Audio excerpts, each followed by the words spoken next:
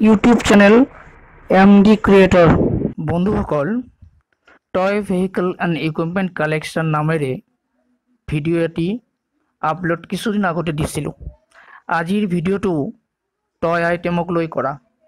দৰাচলতে আপোনালোকক বা লাৰ্ণাৰসকলক ৰাতিৰ আন্ধাৰত এই টয় ভেহিকেলসমূহ কেনেকৈ সজীৱতা আনিব পাৰি তাৰেই চেষ্টা এটা এই ভিডিঅ'টোত চলাইছোঁ।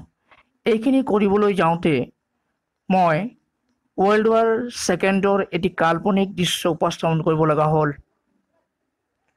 মোৰ এই ভিডিঅ'টোৰ কণ্টেইনৰ নাম দিয়া হ'ল দি এণ্ড অৱ ৱাৰ।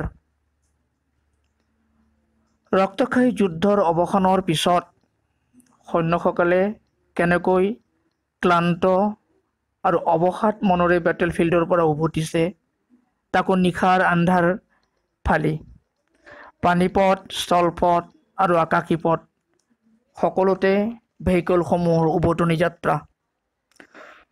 যুদ্ধৰ এই চেনেলটো মোৰ যিহেতু ক্ৰিয়েটিভিটি বা মই ক্ৰিয়েটিভিটি কৰোঁ, গতিকে মোৰ এই চেনেলটোত এনেধৰণৰ ভিডিঅ'ই আপোনালোকে চেষ্টা কৰি যাম।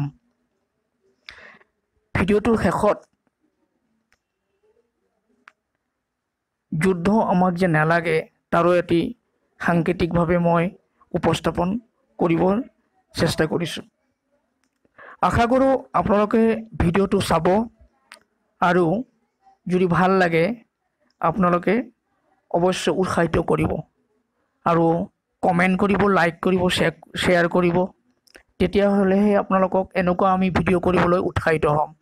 ঠিক আছে, এতিয়া আহক আমি ভিডিঅ'টো আৰম্ভ কৰোঁ।